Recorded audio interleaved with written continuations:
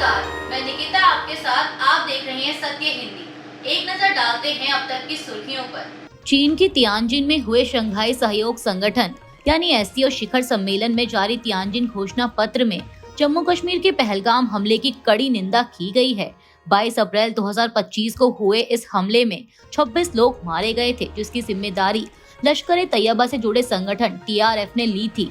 घोषणा पत्र में कहा गया कि ऐसे आतंकी हमलों के अपराधियों, आयोजकों और प्रायोजकों को न्याय के कटघरे में लाया जाना चाहिए। प्रधानमंत्री मोदी ने अपने संबोधन में आतंकवाद के खिलाफ भारत के कड़े रुख को दोहराते हुए कहा कि कुछ देश खुले तौर पर आतंकवाद का समर्थन करते हैं और यह मानवता के लिए चुनौती है।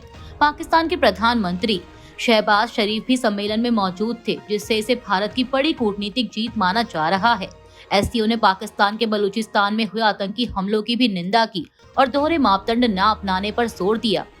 चीन के तियानजिन में हो रहे शंघाई सहयोग संगठन यानी एससीओ शिखर सम्मेलन में प्रधानमंत्री मोदी ने पाकिस्तान के प्रधानमंत्री शहबाज शरीफ की मौजूदगी में आतंकवाद पर कड़ा रुख अपनाया है।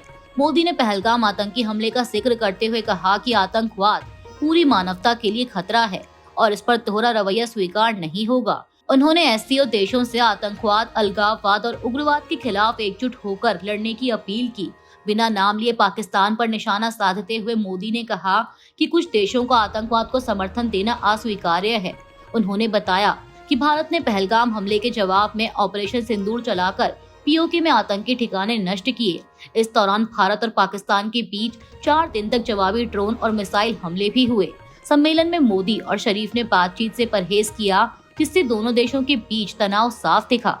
चीन के दौरे पर गए प्रधानमंत्री मोदी ने शंघाई सहयोग संगठन समिट के दौरान रूस के राष्ट्रपति व्लादिमीर पुतिन और चीन के राष्ट्रपति शी जिनपिंग से मुलाकात की। तीनों नेताओं की बातचीत और मुस्कुराहट वाला वीडियो सोशल मीडिया पर वायरल हो गया है। पीएम मोदी और पुतिन को समिट के बाद एक ही कार में बैठकर द्विपक्षीय वार्ता स्थल जाते भी देखा गया। यह तस्वीर भारत और रूस के रिश्तों की मजबूती को दिखाती है। इसी बीच भारत में अमेरिकी दूतावास ने कहा है कि भारत और अमेरिका की साझेदारी नई ऊंचाइयों पर पहुंच चुकी है। अमेरिकी विदेश मंत्री मार्को रूबियो के हवाले से दूतावास ने कहा कि भारत और अमेरिका की स्थायी दोस्ती हमारे सहयोग की बुनियाद है और हमें भविष्य की संभावनाओं की ओर ले जा रही है। हालांकि जब भारत, रूस और चीन दोनों से रिश्ते मजबूत करने की कोशिश कर रहा है। इसी बीच व्हाइट हाउस सलाहकार पीटर नवारो और ट्रंप प्रशासन के अन्य अधिकारियों ने एक बार फिर भारत पर यूक्रेन युद्ध का ठीकरा फोड़ने की कोशिश की है। कांग्रेस नेता जयराम रमेश ने कहा है कि काफी समय से भारत चीन पर आतंकवाद को लेकर दोहरी नीति और दोहरी भाषा अपनाने का आरोप लगाता रहा है, लेकिन अब प्रधानमंत्री मोदी ने राष्ट्रपति शी जिनपिंग से कहा कि भारत और चीन दोनों ही आतंकवाद के शिकार हैं। अगर यह हाथी का ड्रैगन के सामने झुकना नहीं है तो और क्या है। इससे भी बड़ी राष्ट्र विरोधी बात यह है कि प्रधानमंत्री मोदी ने अपनी बातचीत में चीन की पाकिस्तान के साथ ऑपरेशन सिंदूर के दौरान मिलीभगत पर एक शब्द भी नहीं कहा, जबकि इसकी जानकारी खुद भारतीय सेना के बड़े अधिकारियों ने दी थी। खुद को 56 इंच का सीना बताने वाले नेता अब पूरी तरह बेनकाब हो गए हैं। उन्होंने 19 जून 2020 को चीन को क्लीन चिट देकर राष्ट्रीय हित के साथ विश्वासघात किया था और अब 31 अगस्त 2025 भी उनके तियानजिन में कायराना आत्मसमर्पण के तौर पर याद किया जाएगा। चीन के तियानजिन में आयोजित एससीओ शिखर सम्मेलन के बाद प्रधानमंत्री मोदी ने रूस के राष्ट्रपति व्लादिमीर पुतिन से द्विपक्षीय वार्ता की। इस मुलाकात को पीएम मोदी ने बेहद सकारात्मक बताया और कहा कि दोनों देशों ने व्यापार, खाद्य, अंतरिक्ष, सुरक्षा और संस्कृति समेत कई क्षेत्रों में सहयोग बढ़ाने के तरीकों पर चर्चा की। बातचीत के दौरान यूक्रेन युद्ध का मुद्दा भी उठा, जहां दोनों नेताओं ने संघर्ष के शांतिपूर्ण समाधान पर विचार साझा किए। मोदी ने कहा कि भारत और रूस की विशेष और विशेषाधिकार प्राप्त रणनीतिक साझेदारी क्षेत्रीय और वैश्विक स्थिरता के लिए अहम स्तंभ बनी हुई है। सम्मेलन के बाद दोनों नेता एक ही कार से द्विपक्षीय बैठक के लिए पहुंचे, जिसने रिश्तों की गर्मजोशी को और स्पष्ट किया। बिहार में मतदाता सूची को लेकर कांग्रेस और चुनाव आयोग के बीच विवाद गहराता जा रहा है। कांग्रेस प्रवक्ता पवन खेड़ा ने दावा किया कि पार्टी ने 89 लाख शिकायतें दाखिल की, लेकिन अधिकारियों ने उन्हें अस्वीकार कर दिया। खेड़ा का कहना है कि बूथ लेवल एजेंट यानी पीएलए आपत्तियां देने गए तो उन्हें यह कहकर लौटा दिया गया कि शिकायतें केवल व्यक्तिगत रूप से ली जाएंगी। वहीं दूसरी ओर बिहार के मुख्य निर्वाचन अधिकारी यानी सीईओ ने स्पष्ट किया कि कांग्रेस ने शिकायतें की, लेकिन वे निर्धारित प्रारूप फॉर्म 6 और फॉर्म 7 में नहीं थी, इसलिए उन्हें मान्य नहीं माना गया। सीईओ ने कांग्रेस के 89 लाख मतदाताओं वाले आंकड़े को भी अप्रमाणित बताया। दिलचस्प बात यह रही कि राज्य के कई जिलों के टीएम ने एक जैसे ट्वीट कर कांग्रेस पर फॉर्म न भरने का आरोप लगाया है। बिहार में मतदाता सूची के विशेष गहन पुनरीक्षण यानी एसआईआर मामले पर सुप्रीम कोर्ट में सोमवार को सुनवाई हुई। भारत के चुनाव आयोग ने अदालत को बताया कि मसौदा सूची पर दावे और आपत्तियां 1 सितंबर की समय सीमा के बाद भी दाखिल की जा सकती हैं और नामांकन की अंतिम तिथि से पहले दिए गए सभी आवेदन स्वीकार किए जाएंगे। इस आधार पर सुप्रीम कोर्ट ने समय सीमा बढ़ाने का आदेश नहीं दिया। न्यायमूर्ति सूर्यकांत और न्यायमूर्ति जॉय माल्या बागची की बेंच ने कहा कि दावे और आपत्तियां अंतिम सूची पन्ने तक दर्ज की जा सकती हैं और उन पर विचार किया जाएगा। अदालत ने साथ ही जिला विविध सेवा प्राधिकरण के पैरालीगल स्वयं सेवकों को मतदाताओं और राजनीतिक दलों की ऑनलाइन दावे आपत्तियां दाखिल करने में मदद करने का निर्देश दिया।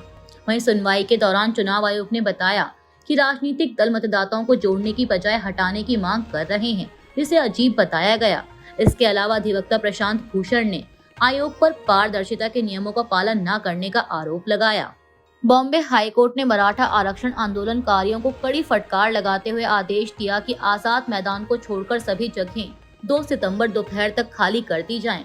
कोर्ट ने कहा कि शहर की जिंदगी रोकना उचित नहीं है, खासकर गणेश उत्सव के दौरान। कोर्ट ने राज्य सरकार को निर्देश दिया कि नए आंदोलनकारियों को मुंबई में प्रवेश करने से रोका जाए और CST, marine drive, flora fountain समेत दक्षिण मुंबई के इलाकों से भीड़ हटाई जाए।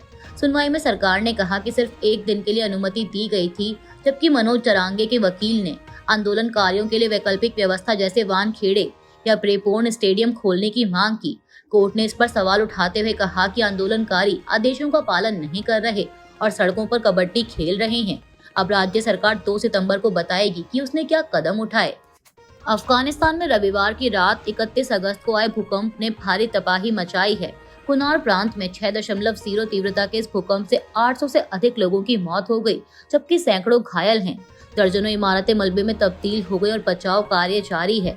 अमेरिकी भूवैज्ञानिक सर्वेक्षण के अनुसार भूकंप का केंद्र 27 किलोमीटर दूर और 8 किलोमीटर की गहराई पर था। अफगानिस्तान भूकंप के लिहाज से बेहद संवेदनशील है क्योंकि यह कई फॉल्ट लाइनों पर स्थित है। विदेश मंत्री एस जयशंकर ने पीड़ितों के प्रति गहरी संवेदना जताई और अफगानिस्तान को हर संभव मदद का आश्वासन दिया। तालिबान सरकार ने राहत और बचाव टीमें भेज दी हैं। पिछले 1 दशक में यहां भूकंप से 7,000 से अधिक मौतें हो चुकी हैं, जिनमें अक्टूबर 2023 का 6.3 तीव्रता वाला भूकंप सबसे घातक साबित हुआ था, जिसमें करीब 4,000 लोगों की जान गई थी।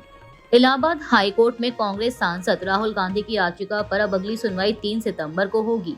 राहुल गांधी ने वाराणसी की निचली अदालत के उस आदेश को चुनौती दी है जिसमें मामला एसीजेएम कोर्ट को भेजा गया था और उनके खिलाफ एफआईआर दर्ज करने की मांग की गई थी।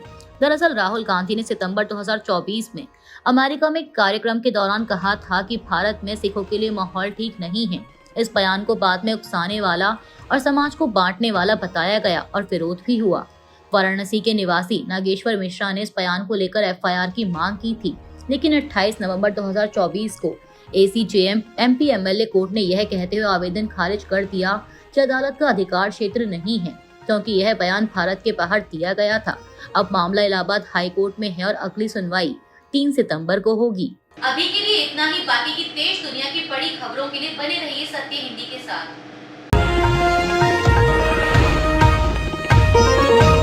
Copyright disclaimer under Section 107 of the Copyright Act 1976. Allowance is made for fair use for purposes such as criticism, comment, news reporting, scholarship, and research.